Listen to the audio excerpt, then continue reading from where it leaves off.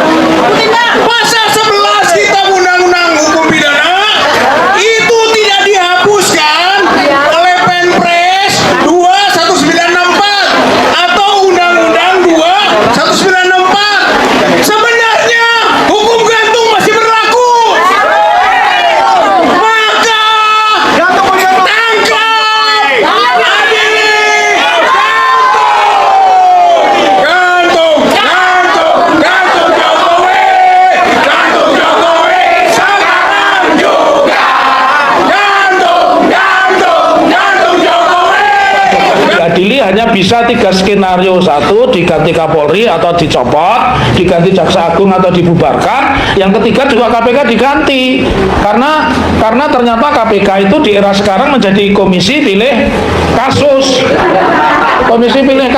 ya. Jadi nggak boleh terjadi seperti itu, cemen kasus kecil-kecil diangkat, kasus besar-besar tidak. Yang dilaporkan oleh dosen Universitas Negeri Jakarta Ubedillah itu jelas korupsinya Gibran, bahkan seharusnya Kaisang yang waktu itu naik pesawatnya punya Shopee yang ada di Solo, yang mengatakan saya nebeng tapi yang punya nggak ikut. Ini hanya terjadi pada orang yang hai kawan-kawan yang di trotoar, masuk ke bangsa kawan-kawan yang di trotoar, kawan-kawan, kita hadir di sini bukan tamasya kawan-kawan, kita hadir di sini minta penegakan hukum berjalan kawan-kawan. Hai kawan-kawan, kita bukan tamasya, bukan jalan-jalan. Kita minta menyerukan kepada penegak hukum Polri untuk tidak takut-takut dan sungkan terhadap mantan presiden yang ketujuh Jokowi untuk memeriksa Jokowi. Betul kawan-kawan? Karena kebijakan pengkampling-kamplingan laut itu di zaman pemerintahan Jokowi. Betul? Betul tidak kawan-kawan? Pengampling-kamplingan laut di zaman pemerintahan Jokowi. Betul tidak? Dan hari ini KPK, Polri harus wajib memeriksa Jokowi dan konglo-konglonya kawan-kawan. Betul?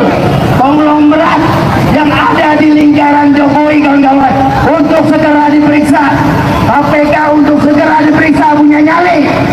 Dan jangan takut, kita mau Polri KPK bekerja atas keadilan. Kita mau Polri bekerja atas konstitusi kawan-kawan. Kita mau Polri bekerja sungguh-sungguh dan tidak bekerja atas pesanan. Betul kawan-kawan? Kita tidak mau Polri bekerja atas pesanan penguasa, pesanan orang yang berduit. Kita mau polisi sungguh-sungguh, polisi punya nyali, punya keberanian, karena polisi ada di belakang rakyat kawan-kawan. Betul kawan-kawan? Jangan takut-takut Pak Polisi. memeriksa, mengecek dan menghadiri Jokowi. Dan tentu saja pengaplingan laut itu di zaman Jokowi, dan Jokowi harus diperiksa, harus ditanya kenapa itu laut bisa dikapling-kaplingin, dan itu pasti punya biaya besar, kawan-kawan. Dan kita minta Polri jangan cuek, jangan diam, jangan tuli. Kita minta Polri untuk segera bergegas, periksa, cek siapa di balik pemadaran laut. Siapa. Ya, halo Sobat Politik, kembali lagi bersama saya di channel ini. Teman-teman, kita sudah menyaksikan bersama bagaimana cuplikan video yang sangat menarik. Dan juga teman-teman, sebelum kita pada lebih dalam isu panas hari ini, jangan lupa untuk berikan komentar kalian dan subscribe channel ini agar teman-teman tidak ketinggalan informasi menarik yang kita sampaikan. Nah teman-teman, di cuplikan video kali ini kita membahas sebuah topik yang sangat panas, dimana yaitu tentang bagaimana posisi presiden terpilih, yaitu tentang bagaimana Prabowo Subianto di tengah bayang-bayang pengaruh Joko Widodo.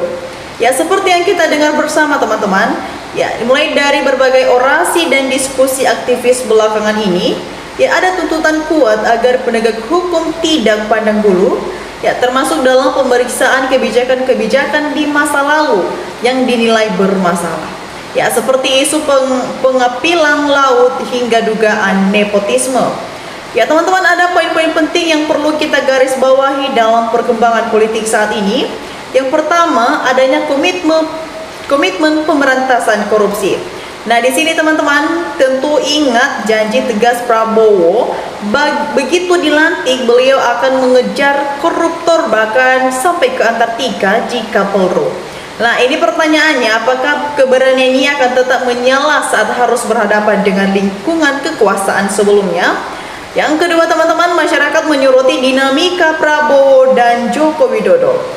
Ya, hubungan keduanya saat ini terlihat sangat erat, namun banyak pengamat menilai ini adalah ujian bagi idealisme Prabowo. Ya, apakah beliau akan tetap berdiri di tegak prinsipnya atau justru segelintir oleh kepentingan politik dinasti? Ya teman-teman, kita tahu sifat asli Prabowo hanya menjadi petugas atau diatur-atur. Nah teman-teman, yang ketiga, adanya sikap merangkul dan oposisi. Nah di sini Prabowo terus menyuarakan kepentingannya persatuan dan merangkul semua pihak untuk memajukan negara. Ya, namun di sisi lain kita melihat PDIP tetap memilih jalur yang berbeda, yang menambah warna dalam keseimbangan kekuasaan di parlemen. Yang ketiga, yang selanjutnya teman-teman, masyarakat ada harapan baru, di mana rakyat menginginkan KPK dan Polri bekerja atas dasar konstitusi dan keadilan. Ya, bukan berdasarkan pemesanan kekuasaan, ya atau mereka yang berduit sekaligus. Ya, penegakan hukum harus berani memeriksa siapapun jika ada indikasi pelanggaran demi menjaga marwah demokrasi kita. Ya teman-teman semua, masa depan hubungan Prabowo dan Joko Widodo akhirnya menjadi ujian sejarah. Ya, apakah kepentingan pribadi dan golongan akan kembali menang ataukah kepentingan rakyat yang menjadi panglima? Ya, mari kita kawal terus proses transisi ini teman-teman, sampai pendapat sobat di kolom komentar agar kita bisa saling bertukar pikiran bersama. Dan teman-teman, ada juga beberapa komentar-komentar teman-teman kita dari cuplikan video ini, dan mari kita lihat bersama teman-teman bagaimana perkembangannya. Ya teman-teman, di sini disampaikan oleh teman kita pengerejek, dia beranggapan dem bos pembual nggak kira-kira, jangan omon-omon. Negeri ini udah muak dengan retorika belaka. Ya teman-teman, kita lanjut. Di sini juga disampaikan oleh teman kita Tati Partiah. Ya, dia beranggapan setuju Pak Prabowo hukum dan penjarakan para koruptor. Ya teman-teman, Arnold Manggadi berpendapat, Mas, mana dikejar omon-omon saja, kelar kejar sampai saat ini belum ada yang ditangkap. Ya teman-teman, Markoban berpendapat, jangan omon-omon gak jelas, dengarin pembuktian, jangan omon-omon, jangan dianggap angin sepoi-sepoi, dengarkan suara rakyat, KPK ganti dan Mahfud MD. Ya teman-teman, disampaikan oleh teman kita Sastrawira. Ya, dia berkomentar, nggak usah diadili, tangkap, gebukin, buang ke laut. Gitu dong, jangan koar-koar. Kalau diadili nggak akan menang karena hukum mereka yang pegang. Ya teman-teman, kita lanjut. Kaidirs berpendapat tangkap juga yang menghabiskan dana triliunan Okfut, Estate, Pak Wowo, tumpas koruptor sampai ke akar-akarnya. Ya teman-teman, kita lanjut. Agam Maulana berpendapat satu negara dijajah oleh satu keluarga, rakyat Indonesia mana gerakan perlawanannya? Ya teman-teman, bisa kita lanjut. Sampaikan oleh teman kita Agus Santosa. Dia juga berpendapat, ayo masyarakat jangan mau dibodohi, bergerak tangkap pengkhianat NKRI. Ya teman-teman, kita lanjut di sini juga. Teman kita Lilik Wiyanti berpendapat, benar Pak Presiden, monggo. Bapak sedang panjang umur, dengan umurnya Bapak seperti ini, monggo. Biar bela rakyat kecil membutuhkan banyak. Semoga Bapak Presiden selalu sehat, harta mati nggak akan dibawa, amal kebaikan yang akan dibawa. Ya teman-teman, kita lanjut di sini sampai teman kita Miku. Ya, dia beranggapan kalau Pak Jokowi tenang aja, jangan stres, nggak ikutin aja ngantung, nggak sakit, sudah sesuai dengan tingkah laku penyimak.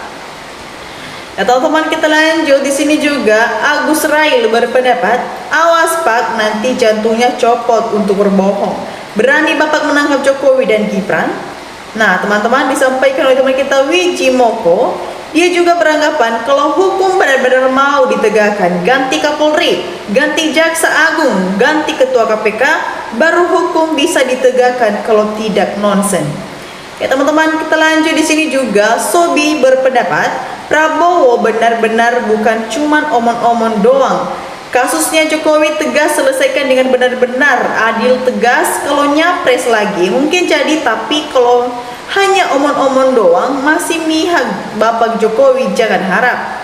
Ya teman-teman, Kastuandar berpendapat, mana berani sentuh yang jadikan presiden? Jawablah, hei koruptor, bila kau ambil uang rakyat kembalikan secara diam-diam, tapi kembalikan. Nah teman-teman, disampaikan oleh teman kita Bapak Suki. Ya nggak usah jauh-jauh Prabowo ngejar koruptor sampai Antartika, yang dekat aja uang. MBG itu diaudit dulu yang udah dipakai buat makan bergizi gratis. Nah teman-teman, kita lanjut. Disampaikan oleh teman kita Zubaim. Dia berpendapat, ayo Pak Presiden Prabowo Subianto, janjinya ditepati, jangan omon-omon hanya digeyud oleh mantan Presiden Joko Widodo. Ya teman-teman, kita lanjut di sini juga. Teman kita Tutik Nirwar berpendapat, coba Prabowo ditekan untuk menangkap Jokowi baru berjalan dengan baik. Kalau tidak, Prabowo sebagai presiden, di mana tanggung jawabnya sebagai presiden?